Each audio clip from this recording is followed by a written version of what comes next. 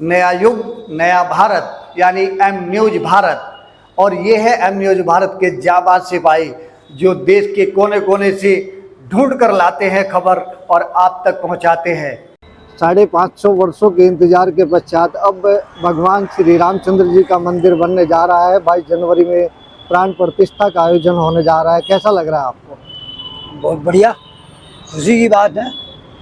ये तो हमारा गौरवपूर्ण एक इतिहास रहा है कि भाई हिंदू समाज ने बड़े लंबे समय तक बहुत लड़ाइयाँ लड़ी हैं। आज कोर्ट के द्वारा जो है और नरेंद्र मोदी जी के और योगी जी के नेतृत्व में ये कार्य पूर्ण होने को जा रहा है। हमारे हिंदुओं का बहुत बड़ा सौभाग्य है जो हमें ये दिन देखने के लिए मिल रहा है। आज तक बड़े बड़े विभाजनकारियों ने हमारे देश को खंड खंड किया है, लेकिन हमारे धरोहर को खंड खंड किया है। पर भी कांग्रेस इसका बहिष्कार कर रही है, कह रही कि ये राजनीतिक मुद्दा बनता जा रहा है, राजनीतिक कार्यक्रम का आयोजन हो रहा है, ना कि धार्मिक। ये उनका तो एक ये बहुत बड़ा पाखंड है। कांग्रेस का इतना बड़ा पाखंड है, उन्होंने कभी भी हिंदुओं के पक्ष में कोई बात की ही नहीं। जवाहरलाल नेहरू थे, हिंदुओं से खुंदा खाते थे। इंदिरा गांधी रही, उन्होंने हिंदुओं के लिए कोई कुछ नहीं किया।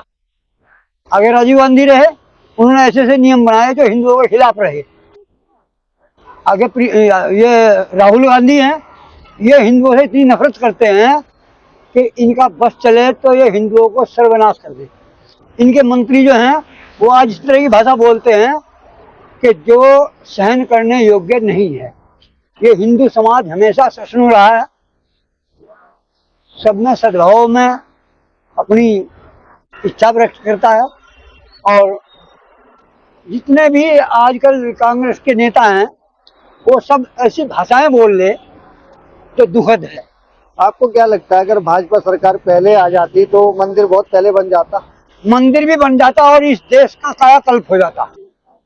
इन 10 सालों में हम देख चुके हैं कि जो हमने 60 साल की उम्र में नहीं देखा।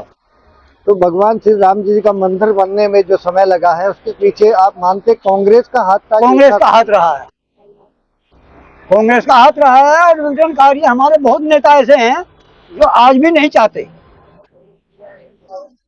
कुछ लोग जो हैं वो दूसरे देशों की सह पे आकर के इस देश को तोड़ना चाहते हैं। विपक्षी गठबंधन के अधिकतर नेता इसका बहिष्कार कर रहे हैं। बहिष्कार तो करेंगे ही, उनके तो वोट खत्म हो रहे। नरेंद्र मोदी जी ने एक ऐसा कार्य किया है कि जो यहाँ का हिंदू समाज कभी सोच नहीं सकता था।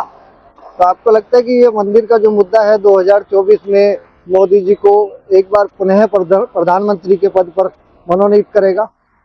कोई शंका नहीं है। प्रधानमंत्री तो वो बनेंगे ही बनेंगे, क्योंकि उन्होंने काम ऐसे कर दिए हर एक वर्ग के लिए।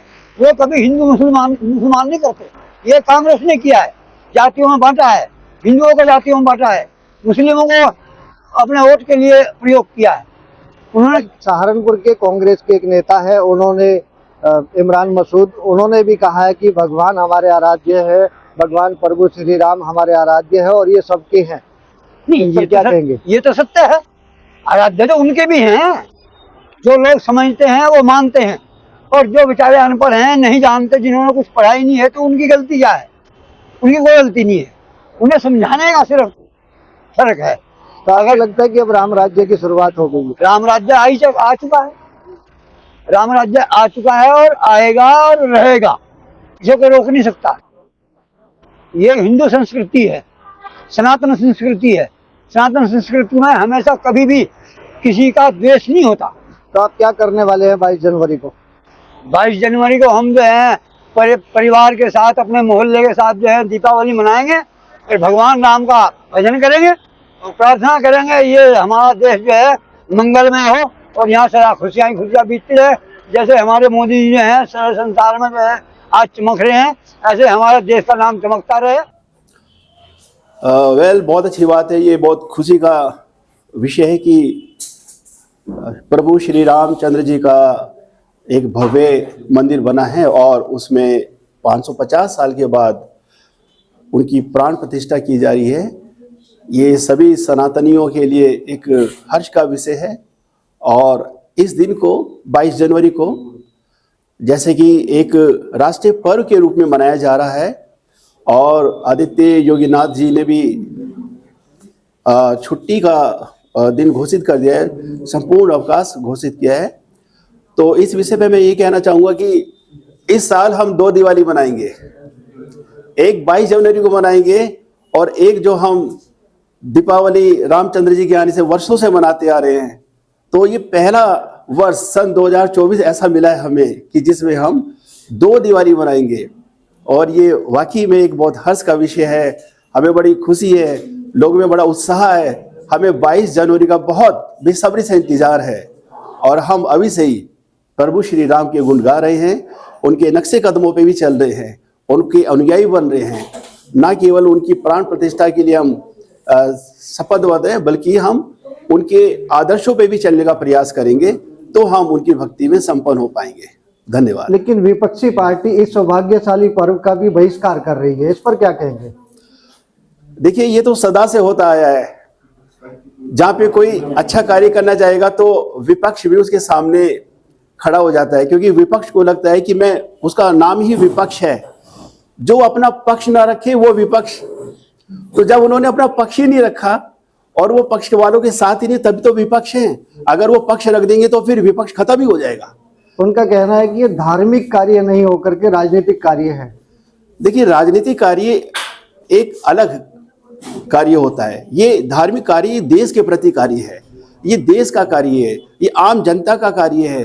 वो आम जनता जो इनको सिंहासन पर बिठाती है, सभी नेताओं को, सभी जितने भी चुनाव के प्रत्याशी होते हैं उनको बिठाने के लिए सभी आम जनता ही माहिर है।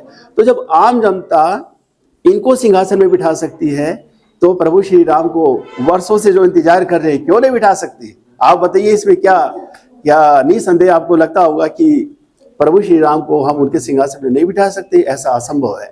तो आप क्या करने जा रहे हैं 22 जनवरी को? 22 जनवरी को मैं अपने साथियों के साथ हर्षोल्लास से दीपावली का उत्सव मनाने जा रहा हूँ, और रोज मैं एक दिन करके काउंट कर रहा हूँ, गिन रहा हूँ कि 22 जनवरी कब आए और हम दीपावली का उत्सव फिर से मनाएं। क्या करने वाले हैं 22 जनवरी को? कैसे मनाने वाले हैं इस पर्व को? जैसे कि मोदी जी ने बोला है कि हम उस दिन मतलब दीपावली पे दीपावली की तरह मनाएंगे, तो दिए वगैरह जलाएंगे, नए नए कपड़े वगैरह पहनेंगे। सर, हमें बहुत खुशी हो रही है। जैसे कि हमें पता है कि सनातन धर्म विश्व का सबसे पहला धर्म है, और इसमें राम जन्मभूमि पे राम जी का आगमन हो रहा है 550 साल बाद। तो इसकी हमें बहुत खुशी है, और हम इसे हर्षोल्लास से इसका पूरा जश्न मनाएंगे। और जैसे मोदी जी ने कहा है, हम दिए जलाएंगे, मिठाइयाँ बांटेंगे, एक तरह से दूसरी दिवाली होगी ये 2024 की।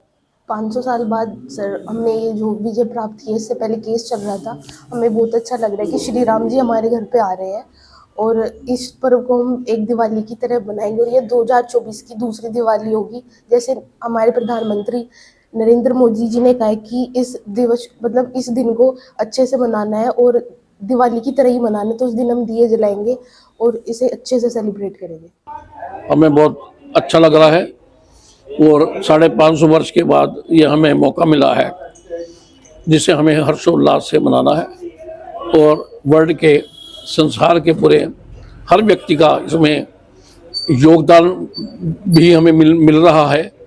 और हम चाहते हैं कि भाई इसको हर्षोल्लास से मनाएं और हर व्यक्ति का योगदान हो। आगे प्रश्न। लेकिन इस अवसर पर कांग्रेस इसका विरोध कर रही है, उनको निमंत्रण पत्र दिया गया, उसको उन्होंने ठुकरा दिया, इस पर क्या कहेंगे आप? ये उनका दुर्भाग्य है, ये उनका दुर्भाग्य है, उनकी सोच, ये उनके वो ये चाहते हैं कि भाई हमें अपनी वोट बैंक हमारा खराब ना हो, तो दूसरे समुदाय को खुश करते हैं, लेकिन हमें दूसरे समुदाय का भी योगदान मिल रहा है। मतलब इसमें भी वो राजनीति ढूंढ रहे हैं। हाँ, इसमें भी वो राजनीति ढूंढ रहे हैं, और हमें ये दीपावली की तरह ही हम मनाएंगे और इसको हर्षोल्लास से मनाएंगे। जय श्री राम। बहुत इंतजार करने के बाद श्री राम मंदिर का शिलान्यास हो रहा है, और भव्य मंदिर बन रहा है, इसमें कोई गुंजाइश नहीं है। एक हिंदुओं की आस्था, बहुत लड़ाई लड़ी, बहुत कार सेवक मरे, और सब बहुत जोर शोर से इसमें ही लगे रहे और आखिर में अब जाके कहीं आगे हो गए। इस खुशी के अवसर पर भी विपक्षी गठबंधन इसका विरोध कर रहा है। हाँ, इस बच्चे और उनके बारे में क्या कहना चाहेंगे? बिल्कुल गलत, उनकी गलत सोच ही गलत है उनकी। शुरू से ही राम मंदिर को उन्होंने नेगेटिव लिया है। वो सिर्फ एक तुष्टीकरण की राजनीति कर रहे हैं। अब उनको न्योता में पहले कह रहे थे न्योता नहीं मिला, न्योता नहीं मिला, अब न्योता मिला है तो फिर बाइकआउट कर रहे हैं उसका। सही है ये गलत है बिल्कुल। ये हमारे देश के लिए सबसे बड़ा, जोर से बोलो, गर्व का समय है। कितनी खुशी हो रही है? इसमें हर हिंदुस्तानी को एक साथ मिलके पर्व मनाना चाहिए। दिवाली होली एक साथ मनानी चाहिए। धन्यवाद।